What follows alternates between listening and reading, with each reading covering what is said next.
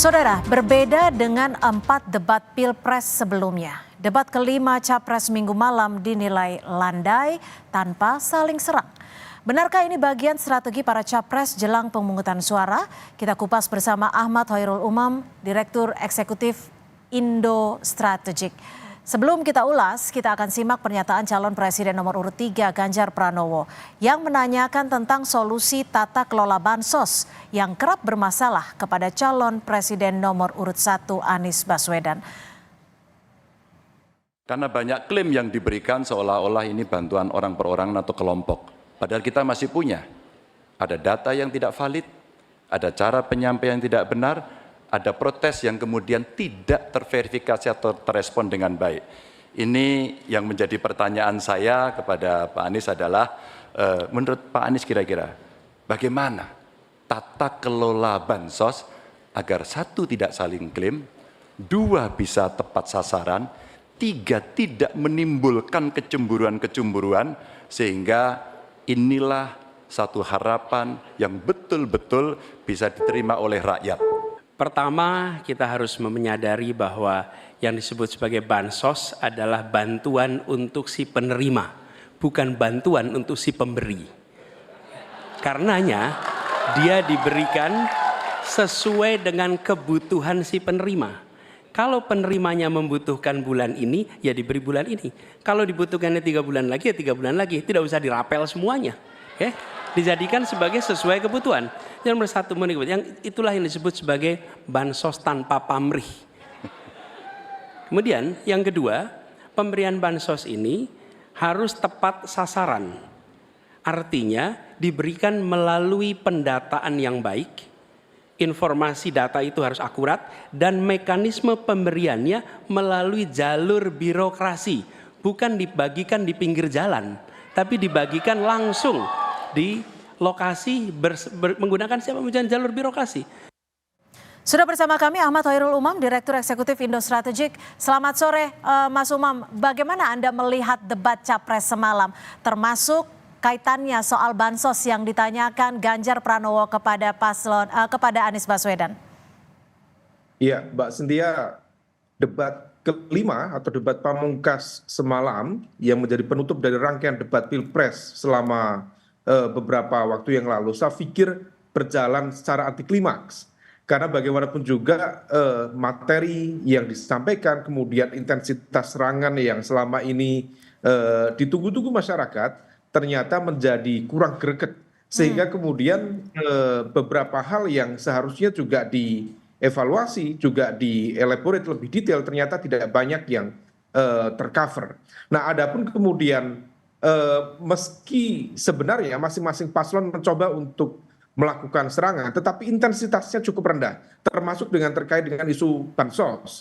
Sebenarnya materi pertanyaan yang digunakan oleh Mas Ganjar ditanyakan kepada Mas Anies itu adalah sebuah ekspresi kekompakan dari kubu 01 sekaligus juga kubu 03 untuk memberikan umpan lambung yang kemudian sedianya siap untuk di-smash oleh kubu 01. Nah, oleh karena itu ini sebenarnya tampaknya memang sebagai sebuah munisi untuk mendegradasi elemen kekuasaan yang dianggap berada di belakang kubu 02 dalam konteks penggunaan bansos. Karena bagaimanapun juga di dalam konteks elektoral, bansos per hari ini bisa menjadi sebuah fenomena yang cukup memberikan pengaruh terhadap arah preferensi masyarakat.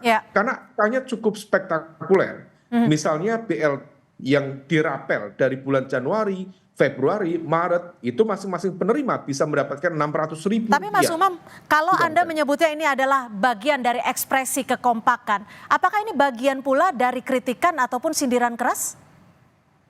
Ya, kritikan dan sindiran keras. Oleh karena itu, kritikan itu kemudian bukan hanya dilakukan oleh sendiri, tetapi kemudian seolah ingin mencari atau menciptakan sebuah kekuatan aliansi. Nah, disinilah kemudian kubu 01 dan juga kubu 03 kembali untuk kesekian kalinya ya menunjukkan kekompakan di antara mereka. Mengapa hal itu terjadi? Karena bagaimanapun juga jika bansos dilakukan secara terstruktur, sistematis, masif, tentu ini dalam konteks koridor program negara, tetapi kalau misalnya kemudian hal itu dijadikan sebagai sebuah instrumen politik praktis, maka impact-nya bisa cukup serius itu. Karena angkanya selain spektakuler, jangkauannya, spektrumnya juga sangat luar biasa. Misalnya, yang untuk bantuan pangan atau non tunai itu dengan beras 10 kilo itu targetnya 22 juta keluarga. Kemudian yang untuk PKH atau program keluarga harapan itu menjangkau anak usia sekolah, lansia, kemudian disabilitas, kemudian bantuan bencana dan lain sebagainya. Artinya ini berpotensi kemudian berkelindan menjadi sebuah instrumen kekuasaan yang memang bisa dinikmati oleh kekuatan tertentu untuk proses pemenangan ke depan. Selain bansos yang menjadi sorotan juga saat Ganjar Pranowo mempertanyakan soal komentar Prabowo di sebuah acara yang mengkritik orang yang menginginkan internet gratis berarti otaknya lambat. Kita simak. Pak Prabowo, saya punya program internet gratis untuk sekolahan, untuk UMKM. Tapi ada yang menarik Pak, di Pontianak pada tanggal 20 Januari Bapak menyampaikan bahwa orang yang menginginkan internet gratis itu, maaf ini Pak, otaknya lambat. Padahal biasanya mereka otaknya cemerlang gitu. Di sisi lain ketika Bapak menyampaikan itu, cawapres Bapak bicara IoT, hilirisasi, digital, dan banyak program yang sebenarnya berbau digital. Padahal Pak, dengan internet gratis dan coveragenya bagus, ini bisa mengatasi kesenjangan. Pertanyaan saya kepada Pak Prabowo, setuju tidak Bapak untuk memperbaiki ketimpangan digital ini dan bagaimana caranya? Mungkin tidak lengkap yang Bapak dengar ucapan saya. Yang saya katakan adalah yang mana yang lebih penting, internet gratis atau makan gratis untuk orang yang sedang susah, untuk orang miskin, untuk orang kalangan bawah. Itu yang saya maksud. Mas Umam, melihat momen ini bagaimana Anda melihatnya? Karena Prabowo juga akhirnya melihat bahwa jika dibandingkan dengan makan siang gratis. Ya, memang ini adalah sebuah pertarungan gagasan untuk menentukan mana sebenarnya yang bisa menjadi prioritas utama dalam pelaksanaan kebijakan publik.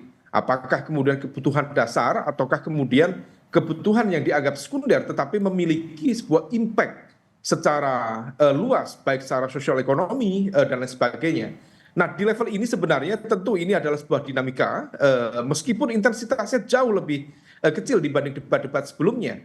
Tetapi diakui atau tidak, potensi-potensi serangan yang selama ini dihantamkan kepada kubu capres nomor 2, Pak Prabowo, relatif juga bisa dihadapi dengan baik.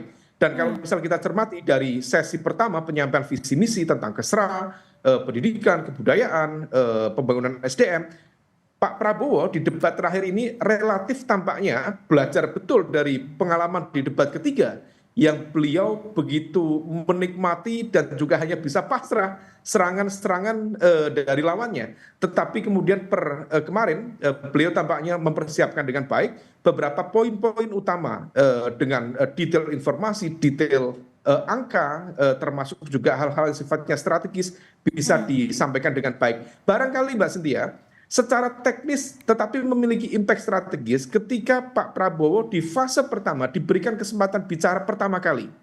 Sehingga kemudian beliau cukup bisa menyampaikan, mendeliver poin-poin penting secara sistematis dengan timeline yang cukup ketat dan on time. Tetapi sangat berbeda ketika sebelumnya diberikan lawan Pak Prabowo lebih dulu dan langsung menghantam Pak Prabowo, langsung kemudian yang kena adalah egonya Pak Prabowo dan terbukti merontokkan anger management Pak Prabowo. Nah, semalam Pak Prabowo tampaknya diuntungkan oleh kesempatan dia mendapatkan peluang pertama, kesempatan pertama menyampaikan visi misi. Mas Umam, kalau Anda melihat debat semalam ini, apakah cenderung ada kehati-hatian dalam menyampaikan gagasan, isu, dan juga pendapatnya? Tapi apakah sudah masuk pada kebutuhan dan juga menjawab permasalahan problematika populis yang ada saat ini? Ya, secara umum memang ketika bicara tentang isu kesehatan, bicara tentang isu pendidikan dia. Tetapi ada narasi-narasi yang tampaknya agak luput dari concern para pemimpin ini ketika misalnya bicara tentang kebudayaan. Kebudayaan itu adalah sebuah infrastruktur sekaligus suprastruktur peradaban yang besar. Tetapi tampaknya dalam diskusi debat semalam itu direduksi sedemikian rupa hanya memahami tentang seni budaya. Padahal kebudayaan lebih dari itu. Seni budaya hanya partikel kecil. Misal kita bicara tentang transformasi ekonomi di negara-negara Asia Timur pasca Perang Dunia Kedua. Kebudayaan mereka betul-betul impactful tentang persistensi, kegigihan, loyalitas, kedisiplinan, kejujuran. Nah, dalam konteks semalam tidak ada bahkan evaluasi terhadap revolusi mental yang dulu digaungkan oleh Presiden Jokowi ternyata juga luput dari kubu 01 maupun kubu 03. Nah, ini yang kemudian tampaknya ada semacam strategi barangkali khususnya dari kubu 01 yang kemudian tampak begitu lebih light, lebih smooth, sehingga kemudian barangkali bisa dimaknai pertama, ini adalah sebuah pesan rekonsiliasi, cooling down, pendinginan, supaya kemudian memberikan ruang atau bridging menuju fase yang akan datang ketika kemudian nanti berpotensi masuk di putaran kedua. Artinya mereka membutuhkan ruang negosiasi, kompromi secara kepentingan untuk kemudian bisa melakukan bridging, menciptakan koalisi jika nanti kemudian kubu 02 misalnya bisa dipaksa sekian rumah untuk masuk di putaran kedua Pilpres. Baik, terima kasih Ahmad Hoirul Umam, Direktur Eksekutif Indo Strategik atas perspektifnya sore ini di Kompas Petang. Selamat sore.